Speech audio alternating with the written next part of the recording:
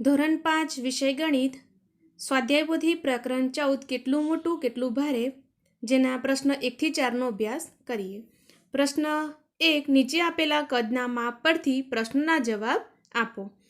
અહીં આપણને કદના માપ આપેલા છે જેના ઉપરથી આપણે પ્રશ્નના જવાબ આપવાના છે। ખાસ ધ્યાન રાખવાનું છે કે અહીંયા શું માપ આપેલું છે આટલા ઉપર ડિપેન્ડેડ છે દરેક પ્રશ્ન। જો અહીંયા ખાસ ધ્યાન રાખીને સમજી લો, એક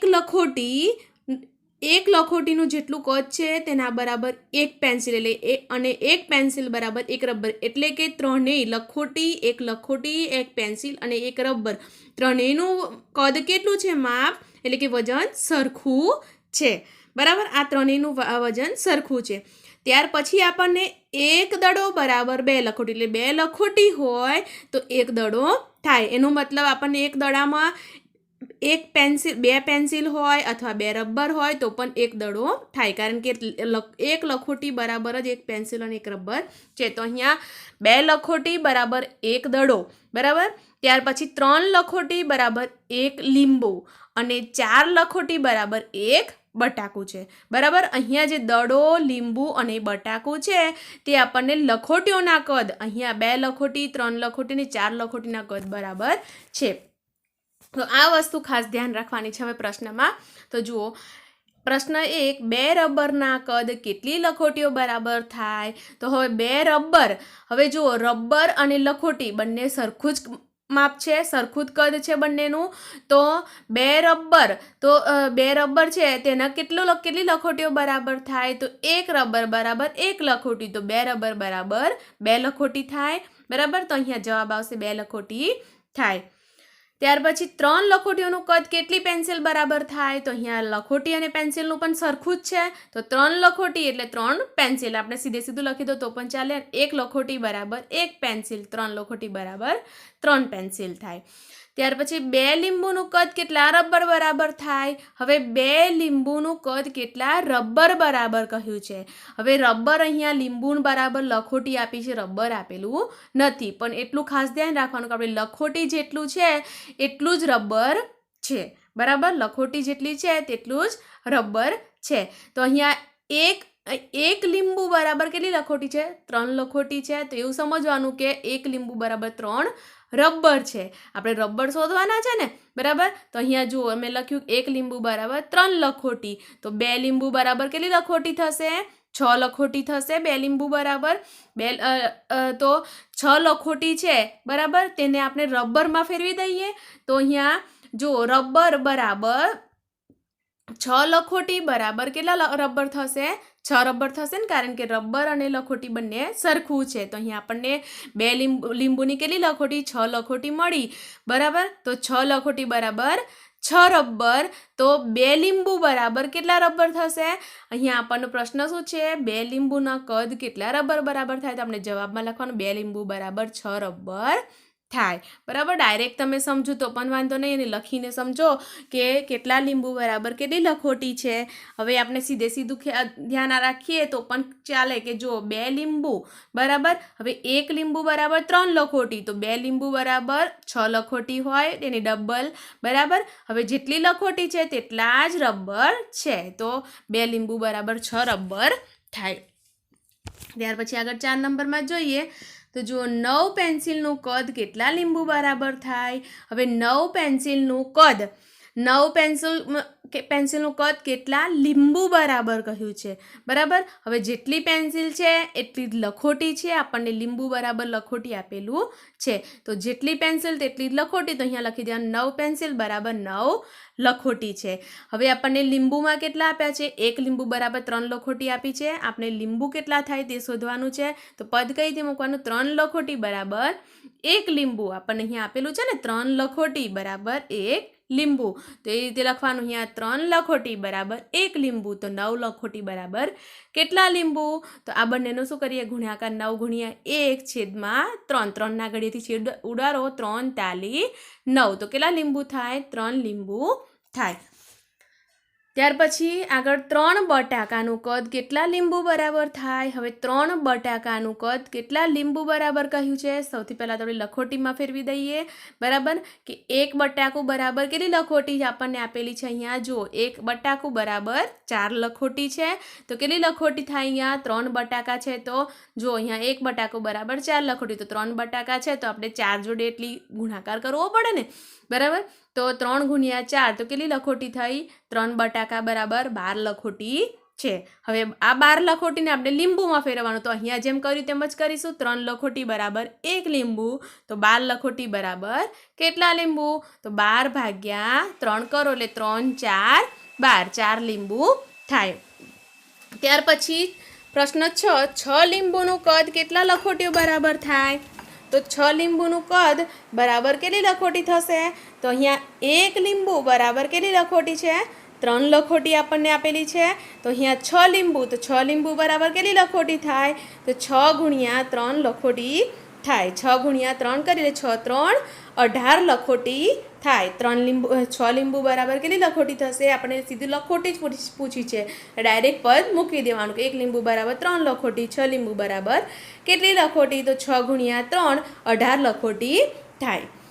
ત્યાર પછી 6 લીંબુનું કદ કેટલા દડા બરાબર થાય? હવે કેટલા દડા બરાબર? 6 લીંબુના કેટલા દડા બરાબર? 6 લીંબુના આપણે આ વસ્તુ ના લખીએ, અહીંયા આપણને 6 લીંબુ બરાબર કેટલી લખોટી મળી? 18 લખોટી મળી ને. તો અહીંયા સીધું લખી દઈએ અહીંયા, તો પણ તમને ખ્યાલ આવી જાય. હવે દડા કીધા છે તો દડા માટે અહીંયા શું કીધું છે? 2 લખોટી બરાબર 1 દડો કીધેલું છે ને, તો આપણે દડા શોધવાના છે. તો અહીંયા લખી દેવાનું 2 લખોટી બરાબર 1 દડો, તો 18 લખોટી બરાબર કેટલા દડા? તો 18 ભાગ્યા 2 કરો એટલે 9 દડા થાય. તો આ રીતે તમારે ખાસ લખોટીને ધ્યાનમાં રાખી અને પ્રશ્નોના જવાબ આપવાના છે. ત્યાર પછી પ્રશ્ન 2 છે, નીચે આપેલા કદના માપ પરથી પ્રશ્નોના જવાબ આપો. હવે અહીંયા કદના માપ આપણને કેવી રીતે આપ્યા છે? તો 6 લખોટીઓનું કદ બરાબર 10 મિલી. હવે વજન આપણને મિલીમાં માપ આપેલું છે, વજન બરાબર. તો 6 લખોટીઓનું કદ બરાબર 10 મિલી, 18 1 રૂપિયાના સિક્કાનું કદ 20 મિલી અને 27 5 રૂપિયાના સિક્કાનું કદ 35 મિલી. તો જો લખોટી હશે, 6 લખોટી હોય છે તો 10 મિલી છે, 18 1 રૂપિયાના સિક્કા છે તો 20 મિલી વજન છે અને 27 5 રૂપિયાના સિક્કા છે તો 35 મિલી. હવે આના પરથી આપણે પ્રશ્નોના જવાબ આપીશું.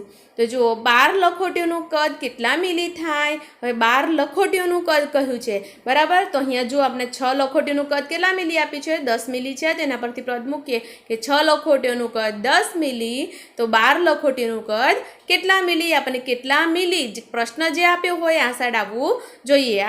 આ તમારે એકમ બદલાવા જોઈએ નહીં. પછી અહીંયા લખોટી લખો, અહીંયા મિલી લખો, અહીંયા મિલી, અહીંયા લખોટી, આ પદ સાચું કહેવાશે નહીં, બરાબર. તો ચલો હવે આ બંનેનો શું કરવાનો? ગુણાકાર કરવાનો. એટલે 12 ગુણ્યા 10 છેદમાં આવે 6.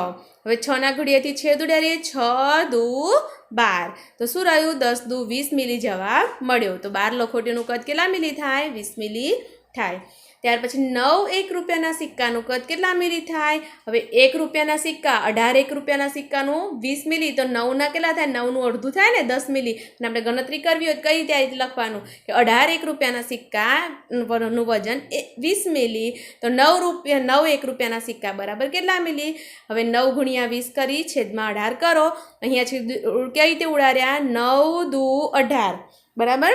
છેદ કઈ રીતે ઉડાડ્યા છે? 9 દુ 18, 2 નીચે લખ્યા છે. કેમ નીચે લખ્યા છે? 18 જ્યાં મોટી સંખ્યા હોય ત્યાં 2 લખવાના. અને ત્યાર પછી 2ના ઘડિયાથી અહીંયા છેદ ઉડાડ્યો, 2 દાન 20. તો શું થયું? 10 મિલી જવાબ મળ્યો.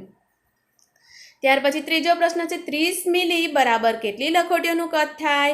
હવે 30 મિલી બરાબર કેટલી લખોટીઓનું કદ થાય છે એ કીધું છે. પહેલાં આપણે મિલી આપેલું છે, પહેલાં આપણને લખોટી આપી હતી, મિલી શોધ્યું. હવે મિલી કેટલા મિલી છે અને લખોટીઓ શોધવાનું છે. તો પદ કઈ રીતે મૂકવાનું? 10 મિલીની 6 લખોટી, 10 મિલીની 6 લખોટી, તો 30 મિલીની કેટલી લખોટી? 30 ગુણ્યા 6 કરી છેદમાં લખો 10. 10 3 30 છેદ ઉડાડ્યા તો 6 3 18 લખોટી થાય.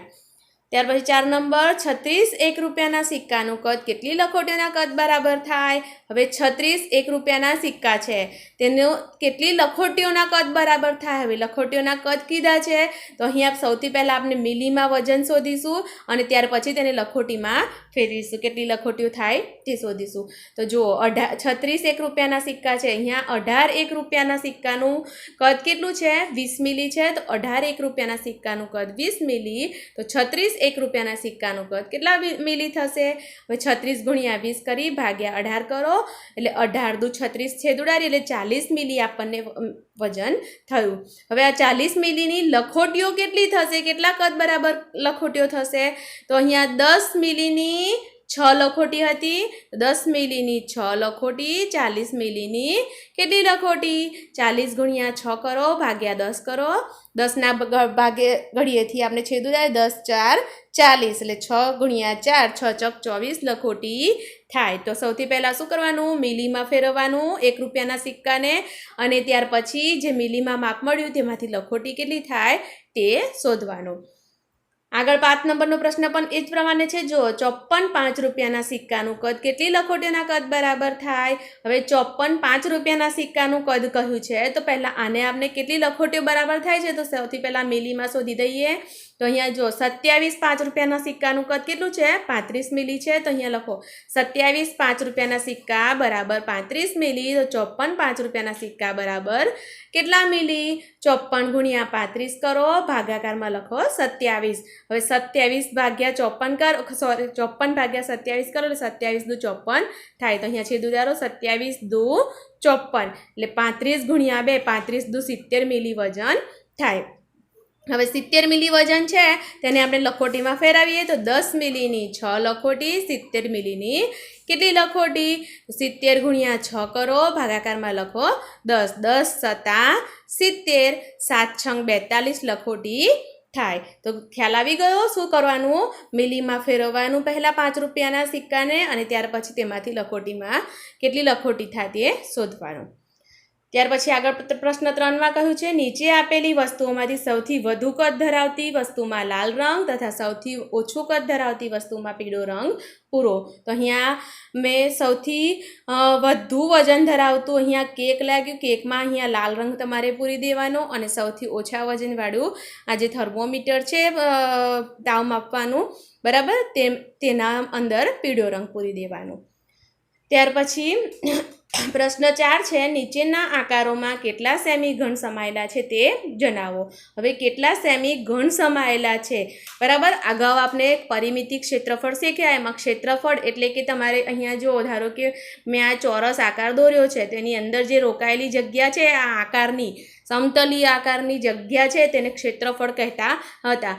હવે આ લંબાઈ પહોળાઈ અને વચ્ચે ઊંચાઈ વચ્ચે જે અંદરનો જે ભાગ છે એમાં કેટલું ઘન સમાશે? એક બોક્સ હોય તો બોક્સની અંદર કેટલી વસ્તુ આપણે મૂકી શકીએ એ કેટલી મૂકવાની છે એ જગ્યાને શું કહેવાય છે? ઘનફળ કહેવાય છે બરાબર. તો અહીંયા હવે આપણે કેટલા ઘન સેમી સમાયેલા છે આકારોમાં તે આપણે અહીંયા આકારોમાં કેટલા સેમી ઘન સમાયેલા છે એટલે કેટલા સેમી ઘન અહીંયા છે તે આપણે અહીંયા લખવાનું છે. તો જુઓ એક ખાનું બરાબર 1 ઘન સેમીનું છે એમ સમજવાનું. તો જુઓ અહીંયા 1 2 3 4 અને 5 ખાના છે બરાબર. તો અહીંયા 5 ઘન સેમી જવાબ આવશે. ત્યાર પછી અહીંયા કેટલા ખાના છે? 3 છે તો 3 ઘન સેમી આવશે. જો અહીંયા મેં વધાર છે તેને આપણે ઘનફળનું સૂત્ર થશે આગળના પ્રશ્નમાં આવશે. ઘનફળનું સૂત્ર લંબાઈ ગુણ્યા પહોળાઈ ગુણ્યા ઊંચાઈ. આ ખાસ યાદ રાખવાનું. ઘનફળનું સૂત્ર શું થશે? તો લંબાઈ એટલે L, પહોળાઈ ગુણ્યા એટલે B અને ઊંચાઈ એટલે હાઇટ H. લંબાઈ ગુણ્યા પહોળાઈ ગુણ્યા ઊંચાઈ. તો જુઓ અહીંયા મેં લંબાઈ લખી, આ પહોળાઈ લખી અને આ ઊંચાઈ લખી બરાબર. તો આ ત્રણેય વસ્તુનો ગુણાકાર કરી દો એટલે જો અહીંયા 4 ખાના છે બરાબર એટલે 3 લખીશું, અહીંયા 2 છે એટલે 2 લખીશું અને અહીંયા ઊંચાઈમાં 3 ખાના છે એટલે 3 લખીશું. આ ત્રણેયનો ગુણાકાર કરો તો જો 3 તાલી 9, જો 3 ગુણ્યા 3 ગુણ્યા 2 કરો એટલે 3 તાલી 9, 9 દુ સોરી 3 નહીં અહીંયા 4 છે તો 4 3 12, 12 દુ 24 ઘન સેમી થાય. એટલે તમારે ખાના ગણવા પડે નહીં જો આ રીતે આપેલું હોય તો. અહીંયા જે આપણને પ્રશ્ન 4માં આપી છે તેમાં આપણે ગણવું પડે. કેમ? તો એક અહીંયા 2 ખાના નથી. તો જો ગણી લઈએ 1 2 3, પછી 4 5 6 7 8 9 10 11 અને 12 ખાના છે. 12 ઘન સમાયેલા છે તો 12 ઘન સેમી થશે. ત્યાર પછી આગળ 5 નંબરમાં જુઓ 4ની 3 લાઈન છે, 1 2 અને 3, અને કેટલી ઊભી કેટલી લાઈન છે 4, તો 4 3 12 ઘન સેમી થાય. અહીંયા આડા ખાનાની અંદર ગણી લઈએ 1 2 3 4 5 6 7 8, કેટલા છે 8. આમ કેટલા છે 3, અને ઊભા કેટલા છે 3. આ ત્રણેયનો ગુણાકાર કરી દો બરાબર. તો 3 તાલી 9 અને 9 અઠ્ઠા 72, તો 72 ઘન સેમી થાય. અહીંયા 3 આડા 3 આ બાજુ, લંબાઈ પહોળાઈ અને ઊંચાઈ 3 3 છે તો 3 તાલી 9 9 તાલી 27 ઘન સેમી થાય. અહીંયા 2 2 છે, 2 લંબાઈ 2 પહોળાઈ 2 ઊંચાઈ બરાબર. તો 2 દુ 4 દુ 8 ઘન સેમી થાય. તો આમ આપણો પ્રશ્ન 1 થી 4 અહીંયા પૂર્ણ થાય છે. આગળના વિડીયોમાં પ્રશ્ન 5નો અભ્યાસ કરીશું. આભાર. વિડીયો ગમ્યો હોય તો લાઈક કરજો, શેર કરજો, સબસ્ક્રાઈબ કરજો. આભાર. Thank you.